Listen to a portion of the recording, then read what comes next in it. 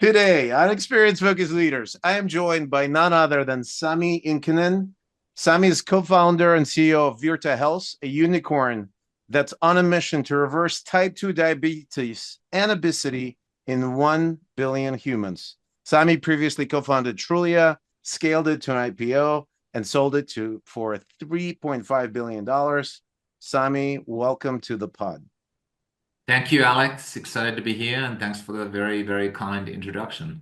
Well, that is one part of it, but there's another part of it that, I think is really even more remarkable is that you have many other hats, in top of being double unicorner and a father. You're also a performance athletic superstar and also a mindful human being. So that's kind of a really rare combo of qualities to bring together. Can you tell us a little bit about this kind of non-sexy, part of Sami that sort of is the professional, success story, but the part of like you accomplishing your other passions and your other identities? Yeah, well, you reference sports, so maybe I'll start from there. Although that's definitely not the most important identity. I would say being a husband and father to two girls is definitely above and beyond anything else. But you mentioned sports, yeah. So I've done endurance sports all my life, and since moving to America 2003, got pretty serious about triathlons and did the Hawaii Ironman World Championship 7 times, I believe, back to back, and still race bikes and take it positively seriously, I would say. So yeah, it's a big part of my life. But I would say, why is it a big part of my life? It's one, I just love it, Mm, and I've sometimes said that to me, human experience, if I only use my able body, my legs and arms, hands, to move my brain from one meeting or Zoom meeting to another, it's a very limited human experience, like super limited human experience. So I love this feel. I just love sports and training and competing. I love this feeling of breathing hard and sweating and this full body experience, which quite frankly we humans evolved to be and do. So that's one part of it. The second one is obviously just doing sports. You're healthy and you feel much better. I find, and people sometimes talk about mind and body, but at the end of the day, it's just biology. So it all goes yeah. to. So when you do a lot of sports, you just feel much better, and there's more and more evidence. Although I don't need the evidence that you think better and are better professional as well. And then lastly, I will say that from a sort of thinking perspective, Yeah. I've been a founder operator more or less nonstop since March 2000. So that's about 20 years, 25 years of building three companies as a founder, operator, leader, CEO. It's fun, but it's super hard. And I find that having a very distinct, like a story, identity in your head, or multiple of them, like a parent, husband, whatever, the founder, CEO, and then in my case, athlete, the third one, is very helpful because if one thing's not working very well, you have some probability that something else is going a little bit better. So I find that it gives a lot of sustainability mentally that you have those different interests, and then you struggle in one, and maybe you're doing better in another. So there's a little bit Well, of context. to build on that, so one of the stories that you've shared in the past is about having achieved all this kind of wonderful success with Trulia, right? And then having kind of all your dreams, financial goals, whatever come true, and then still kind of finding that little things bother you, and so there's little things in your mind that kind of bother you. And you started paying attention to that, and went and retreat and started a journey on meditation. This is something that people wouldn't expect necessarily from given the background of an athlete and already like so intensely kind of finding other outlets Yeah. of sort of reducing stress, right? Like that you would also pursue mindfulness. Tell us a little bit about that element of your journey, and Yeah. how do you bring that to your family life, to your work life, to your athletic life? Yeah. So I'm a kind of an accidental meditator now Okay. since I guess about 12 years. which may be a somewhat common experience that people don't seek for something new, such as meditation, unless something's broken, so to speak. Yeah. Because if you're fine, you're busy, you don't even think about it. But yeah, so just taking back more than 10 years now, around the time that Trulia went public. First of all, I will have to say for context that money in sort of professional adventures has never been the goal, or maybe not even a goal. Yeah. I feel lucky to genuinely say this that I've always felt I've never had a job for a single day. Mm. Uh, well, actually, I worked at Microsoft and McKinsey. That did feel like a job, but and I respect those organizations. But I've always felt that I've just done cool stuff. I've done Mm. cool stuff. I built cool stuff. And the journey really has been the main destination, including over the almost a decade that we were building Trulia. So I've never been kind of chasing a specific milestone. That said, I had left my operational role at Trulia I'm still on the board at the time that the company went public. And so I didn't have a full-time job. So I had all the time in my hand. I was living in New York. Company goes public. And yes, there was a specifically like a positive financial outcome as well. And I wasn't busy doing anything. I didn't have the next cheese in front of my nose or door to open or whatever, the task to Mm. do. And as you kind of referenced, I vividly remember this one day, whatever it was, Thursday, week after the IPO, and, you know, walking to the gym, Chelsea Piers, where I used to work out, and some minor thing, which was like 1 millionth of the kind of obstacle that you might have as a CEO or operator, you're building a grow company, was broken. And I think it's something to do with my washing machine or whatever. And I'm walking to the gym and I'm just thinking of this, like whatever it was, like we Mm. don't detergent or soap or the washing machine broken. I just got so pissed and anxious and angry about that silly thing. And in my head it was just going circles like, wait a second. Here I am. I'm happily married. Financially, I don't have to work if I don't want to. I'm living in New York, the coolest place in the world, or one of the Yeah. coolest, and I'm just so anxious about a freaking washing machine not being perfect.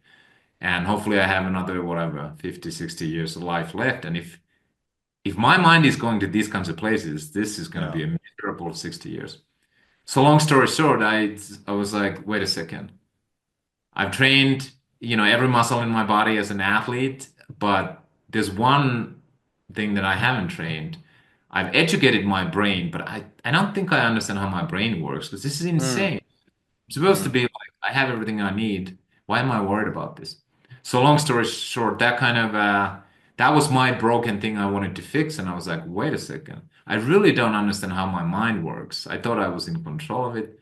But throughout my life, I was always busy doing the next thing. So there was never like an empty moment where Yeah. thoughts run alone and create stories. And so that led me to a 10-day silent. It was a Vipassana style Hmm. meditation, Taiwan, Taipei, 10-day silent meditation. So I went from 0 to 60 miles an hour in one go. And obviously, because I didn't speak Mandarin at the time, it was easier to do silent meditation retreat in Taiwan than in New York. So Okay. lucky I went there. But anyways, that's kind of that started my meditation retreat, and I'm happy to talk about meditation. But I've kind of meditated not hours, more like minutes a day ever since. So that was 12 years ago. And so I could very much relate on a much tinier scale. I think when remember Success Factors exited, I was kind of was sort of living in a great kind of position in my life. Just got married, we had a beautiful wedding, French wife. I was like, we had a baby. The baby was healthy. Exit.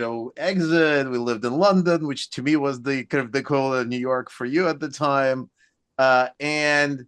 And even like, and then yet we were like just fighting with each other over little things around childcare. In that case, like we were like really agitated about not breaking our precious little child, and like, and then all the cultural styles came in.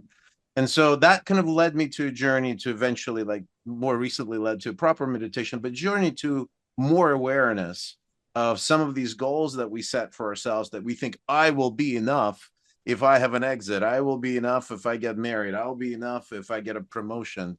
Like, and I'm sure you people then eventually find that that's actually quite the opposite. And then you kind of learn that yes, you got to enjoy a destination and like adjust and course correct. Um, and I think to kind of get back to the sort of readjustment, how do you motivate your team with all this knowledge, right? Because like I would find, I know you from Stanford, and so obviously I found you in some ways like very accessible and direct and friendly, but your sports routine was very intimidating to the mere mortals like myself. And so, I wouldn't like, I wonder how do you kind of bring yourself to your colleagues, share your journey, share your vulnerabilities in a way to make you accessible, and also share how they could, not get freaked out if they're not happy once they get the promotion, Yeah. and it doesn't meet all their life dreams. Yeah. Well, there's a couple of things. First of all, as a leader, I think authenticity is key. Mm. These days you can listen to a podcast or read a blog post or whatever post, and there's all this like, oh, you need to be a peacetime CEO, wartime CEO, founder mode, or this or that, or behave like this famous leader or founder or CEO, which is complete BS in my opinion, because you have Wait, to so be. let's just hear the guy that's the ultimate beast mode CEO is saying this is all BS. I love Yeah, it. it is all BS that you should sort of imitate Yeah. for a couple of reasons. Number one is, which is kind of my point, that you just have to be authentic. Yeah. Authenticity key as a leader.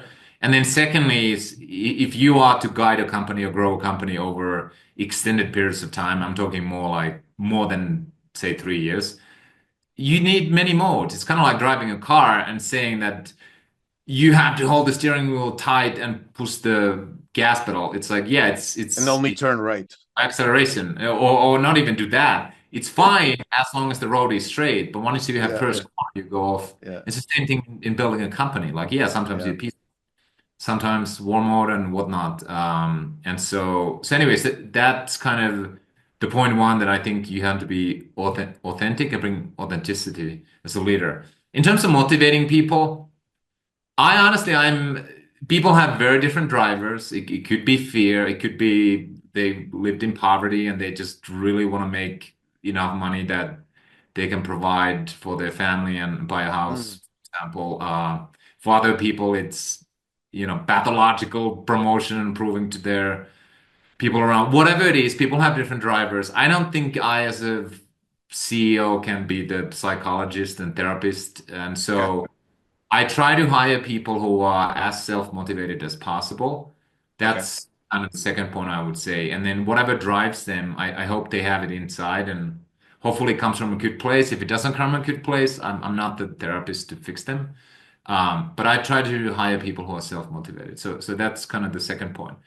Um, then what I do say and do to mm. help with motivation is this, just I'll mention two examples. Just one is you have to, if you don't have a focus in kind of something in front of the company, the entire company that must happen, whether that's an existential threat in terms of running out of cash or competition or whatever. And by the way, those come all the time, but sometimes they don't. If you don't have something like that, you have to engineer one. Like you can't just be, let's come back on Monday, turn the cranks. Back on Monday, turn the crank. It's not even fun for me. It's not fun for anyone. So you want to engineer short to mid-term milestone objective, make it exciting, make it meaningful. Not lie, but you pick something that's like very exciting in front of Raises us. the stakes. You want to Yeah, raise the raise the stakes, stake. basically. And Yeah. you want to, it's kind of like people who do sports. Like, I don't know, you run a marathon. Most people would tell you that, oh my God, what a bliss 2 weeks after the marathon. I did a great run, first marathon, whatnot. But then after 2 or 3 weeks, they're like, I need to sign up for the next one. Because like just going jogging every day just doesn't feel as special. So I Mm. think it's the same thing in the professionals. That's one thing I do engineer, and sometimes the world engineers it for us. So So right now, everybody is using AI as the sort of whipping. yeah. What could whipping yeah kind of engine, right? Like we're going to yeah be annihilated, or like when Elon yeah Musk introduces his yeah policies, that kind of yeah. says, kind of, can we channel our inner Elon? Could You be. know, And another example that I is just communication. What I do try to remind people about this find joy from the doing and the process and the building as mm, opposed to the specific milestones is, and I have different stories and anecdotes that I use, but one of my favorites is, people want to get promoted and bigger this and bigger that. I say, well, in a professional setting, it is like a pie eating contest where the winner gets more pie to eat. So you better like eating pie today. Because it's true, right? You enter an employee, you could become a manager, you become a director, you become a VP, whatever. Like, you know what it is? It is a pie eating contest where the winner gets more pie to eat. It's not like you reach a level where it's like eternal happiness and no problems. No, if you climb the organization with more team, more budget, whatever, guess what yeah, you have? More headaches, right? You know this. yeah. It's like Well, it's the kind of like it easiest, goes two yeah, ways. Shit flows downstream and shit flows upstream. It's one of yeah, those like yeah, funny. yeah. So, anyways, but those are some of the thoughts in terms of how to motivate. But generally, authenticity and then hiring people who are motivated. And by the way, I guess I mentioned lastly, now that I run Virta again on a mission to reverse diabetes and obesity in 1 billion people, it's obviously a very mission-driven company. Yeah, We yeah. only get paid if we reverse diabetes and or obesity. So there is that sort of mission-driven motivation and attracting the old saying, more missionaries than mercenaries. Hopefully there's like a self-selection that people who come in like, hey, I really want to see this happen, as opposed to, oh, we are crypto day trading and the only goal is to, end the week with more cash than you had last week. So actually, on that note, I'll quote you. You said Virta will not fail, not when you're in a mission to do something so remarkable. So obviously now this was said a while ago. Now like you will not fail. You're a success, but still, startup journey is always precarious. What gives you this confidence and conviction? Maybe is it something goes back to your childhood? Is it just something that you've cultivated over time? Is it the athletic training? Like tell me like about where's this inner strength comes from that you clearly have. First, I have to say I wonder where I said that. That those are strong, bold words, even if they came from my mouth. I will say, and I say that because I always try to be optimistic, but grounded in reality and not Okay. bullshit to my team. And for example, it's like you can never promise the future exactly, and highlight kind of the realities, but then be optimistic that we've solved all the obstacles in the past and we can solve the next one and whatever the good things that are going on. And before I truly answer your question about the optimism and self-confidence, I will say that as a company now, we have 900 employees and hundreds of millions in revenue, and we'll become profitable this year and growing, about 80% year over year, at least in Q1 of this year, 2025. So we've objectively certainly climbed the first hill because every startup has initially you're kind of drip feeding from one investment round to another, and you really don't know if you find a product market fit and if there's there truly. So I can say that we've objectively now climbed the first hill where Virta is here to stay and reversing diabetes and obesity is real. And the next question is, are we going to climb to the top of Mount Blanc or top of Mount Everest? And hopefully, from an impact perspective, it's the latter one. So I guess that gives confidence. But I'd say generally, um, I think my minds just have always been wired in a way that I, on average, I think what could go right as opposed to what could go wrong. Mm, Meaning, I see the future as what if this goes right? What does it look like? And then I'm gonna try to, within my and a team's limits and capabilities limits, force the right outcome. And maybe it's similar to glass half empty or half full, kind of optimistic thinking. But I think that's very important for founders to think about. What if this goes right? What could this mean? because that's the only way to build something that changes things at scale. Mm, And then of course, and I think some VCs use this framework as well, rather than because VCs are looking for the 1 out of 1,000 absolute crazy success story. And you can only find that if you think, what if this goes right? How big could it be? Versus like, hey, let's list the 20 reasons why this could go wrong. is good, right? Because everything can fail for 20 different reasons. Well, let's imagine things are going wrong. Finns have this word that I love called sisu that you taught me, I think, and it's kind of the for those of you that are not Finnish, it's the kind of resilience that shows up when not when you're strong, but when you're kind of exhausted, but you keep going. What's been your deepest sisu moment, either in building Virta or in your travels across Pacific? Tell us your sisu proudest sisu moment. Yeah, indeed, Sisu it is a word that happens to have its own Wikipedia page, and it does mean grit, determination, perseverance. Well, it really you can't translate it directly, but that's kind of what it means in Finnish language. Um, Honestly, there's been like countless. I'll pick one or Mm, two.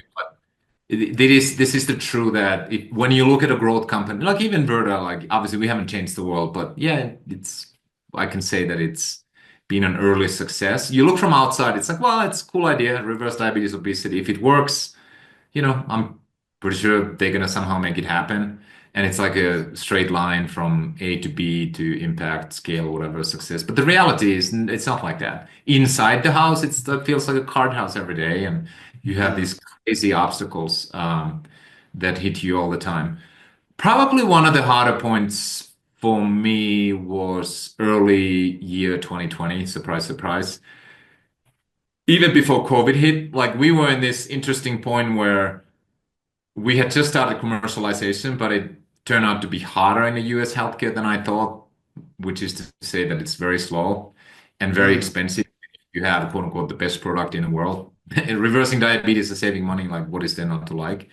But our commercialization was slower than I thought. It was harder than I thought. And then COVID hits and we don't have a lot of cash in the bank. mm, And that was a very tough moment. I laid off 35% of the company. I think we were 160 people at the time, so somewhere 60 plus minus, which was emotionally tough, practically tough to depart ways with, mm, 60 amazing team members, not knowing if we have money to survive or how far we have money to survive. And then also the whole company goes virtual immediately. You're just looking at pixels on the screen all day long.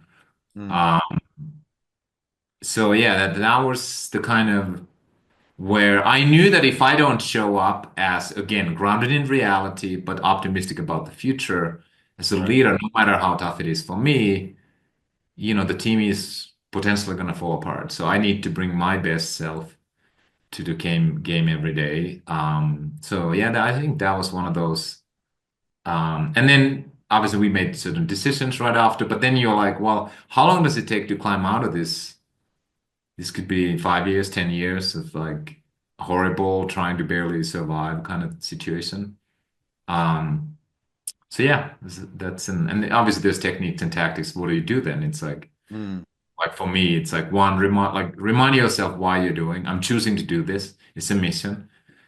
Two is, well, don't worry about the things you can't affect. Like how long is COVID gonna last? Are the clients going to come back? Are they going to be buying? Is there money available? Like, I don't know. So then instead you focus on what you can do. Every day there's two or three things you can do, and then um, you just keep kind of taking steps. And I will give an example of that where I actually failed, but my wife brought me back. You mentioned this specific row, rowing from California to Hawaii in a rowboat, and it's 2,400 nautical miles, kind of straight shot. So we're like, oh, yeah. maybe we can do this in 40, 50, 60 days. But the first 2 or 3 weeks, we were just going south, and the actual distance closer to Hawaii, because of the storms that we were making, was like 1 mile a day or something, or 1 or 2 miles, because mostly we were going south. And I was just doing the math. 2,400 divided by two, that's 1,200 days to row. And I was just totally lost. I was like, this is gonna take, 3, 4 years. And then my wife Mm, said, well, If it takes 3, 4 years, we'll do 2 miles at a time. Just keep grinding. And that was just a reminder of like, don't worry about what you can't affect. Yeah. Just do the thing that you do. Okay, 2 miles a day, 2 miles a day. And I was so close to giving up, so close. And she pulled me back. And then the storms ended and we started making, 50 miles a day progress. And anyways, so So impressive, man. I'm like hearing you say this. I just came back from like a family trip where I drove the family from, northern Italy to Rome. And I think that drive alone probably was like more mentally taxing. Learning to drive like Italian in itself was kind of fun process, but it was kind of just an adventure that was stressful. And I just can't even imagine the level of coordination that you guys figure out was your wife on kind of how to kind of motivate each other and maintains each other's energy. So what kind of examples, lessons can you share with others that are kind of in couples and are kind of tackling either tough challenges as a family, as a couple, or as a couple, a family, and have other professional endeavors that they're pursuing? Because it sounds uh, like you guys are like yeah, creating some crazy playbook here. well, I hop into a rowing boat Yeah, unsupported and row across an ocean and see if you're still together. If you're still together, you filtered yeah. out the fluff. I guess that would be my advice. I will say just the one thing. Um, we did prepare sort of relationship wise and mentally a little bit for the role. I'll mention one thing, and which may or may not be. Well, I guess it's helpful universally. We agreed on one thing, couple of things, but I'll mention one. Any decision that one of us makes during the role, because we're tired and stressed and exercising a lot, 16, 18 hours a day, any decision that one of us makes, which could be wrong 5 hours later or a day later, is always water under the bridge. So one of us or the other one was not allowed to kind of go back to it. And there were a lot of decisions we had to make, like the angle and the direction and storms and do you deploy a para anchor or whatever. And you could make a wrong decision that could threaten your life even. But we agreed early on that You're not zero going. You're not going to back. blame your Yeah, partner no for making. blame. It's water Okay. under the bridge because whoever is responsible for the or a decision, Yeah. we have to trust that they make it with the best information at hand at the time. And then after that, the chips fall where they fall. And if we can't reverse the decision, it is what it is. And it was actually very helpful. This is really interesting. I want to shift gears a little bit to the sort of people's ability to make decisions that are good for their health, right? Because I think you're effectively in a way in science business, obviously, was what you're doing, but also you're an evangelist for this billion people that are kind of struggling, and they may be aware in some ways that they're not doing the right things for them, and yet they keep doing it. And part of the logic that happens is that people blame themselves. Mhm. Oh, I didn't exercise. I didn't swim across Pacific like Sami or road. I didn't do this. I didn't do that. I kind of ruined my diet. I lost, gained so much. And then they get in this negative spiral. Or they could blame their circumstances. They could blame their spouses and et cetera, et cetera. And I think you're providing a path out of that. And I'm curious, how are you motivating this change in individuals? And then you obviously have people in the channels Yeah. of distribution, right? That, as you mentioned, the complexity around American healthcare system. That you have to persuade brokers and HR professionals and plans to embrace your approach to metabolic health. So tell us a little bit about kind of the psychology awareness that you're bringing to your end consumers and to the market as a whole. Yeah, it's actually reasonably complicated because different Different audiences. Let's people start with have the consumers. constituents. Yeah. Well, people struggling with metabolic health, which is 70% of folks in Western countries. And metabolic health basically means, broadly speaking, people know two things. It's like obesity and type 2 diabetes are like two symptoms of poor metabolic health. And then cardiovascular disease, high blood pressure, and so forth. But they're usually known as quote unquote lifestyle disease. And so people struggling with metabolic health, which again is 60 or 70% of adults in most Western countries, there is for many, many, I would say most people, at least when we listen to our patients coming into Virta, there is this psychological story that people tell, well, it's me, and if I have these issues, I'm failing myself. And most people who are metabolically unhealthy, they've tried sort of 5 to 10 programs in their life, like diet, exercise, and they failed all of them, Mm, obviously. And then they have this story, both conscious and subconscious, like, I'm a loser, I'm failing. And then in order to not hurt yourself again, they are afraid to try change. yet another thing. That's Mm, very, very common. And so one of the things we tell to potential Verta patients coming in, we say, it's not you who failed. It was the program and the approach and the support that failed you. And it mm, is scientifically true. mm, If you have the wrong approach, no amount of quote unquote willpower and tools and techniques will work. So that's what we say, it's you haven't failed. The system, the program, whatever you were given failed. And in what we do, not only we provide support, but from a nutrition science perspective, we will help you eliminate hunger and craving. So this is not a willpower competition, right. and we can make it sustainable to you. And just as a practical example, most nutrition and quote unquote diet programs, they rely on like, eat a little bit less than you'd like to. We actually counsel our patients to eat to satiety, to eat to Yeah. satiety. So even this concept for people is like, wait a second, really? Like I leave the table when I'm like full. It's like, yes. And if you don't, we encourage you to eat certain things a little bit more. So that's on the consumer side. Now, if you're convincing a business decision maker, sometimes it just comes down to dollars and cents and say, Yeah. okay, what are your concerns? Well, it's like, well, you guys are lying. It doesn't work. Well, we say, hey, well, we contractually guarantee we deliver outcomes. If we don't, you get the money back. And then there's obviously many other business decision makers. They don't want to be embarrassed and they don't want safety to be an issue. And there's all kinds of like a list of things which we have to address in different ways. But I'll just finish and say, in terms of convincing people, to me, the perfect example is a doctor, medical doctor. So I'll give you the secret. We published more than 10 peer-reviewed papers, so hundreds of, if not thousands of pages of peer-reviewed outcomes from Virta. And you would think medical doctor, if you want to convince them that send your patients to Virta to reverse diabetes, obesity, it's a peer-reviewed paper, right? That is not the best one. What's the best one? One single patient that the primary care doctor is treating comes back, who's already on Virta, has reversed their diabetes. One, although it doesn't make science, n equals one, it's an anecdote, but real world experience with the one real human being that you're taking care who reverses their It's diabetes. your patient, your own patient. So it's not Our like patient, some, but who's in the but panel of this who primary care doctor. That got it. convinced the primary care doctor, like, oh my God, Jill or Joe, you had type 2 diabetes. You've lost 60 pounds or whatever, 25 kilos.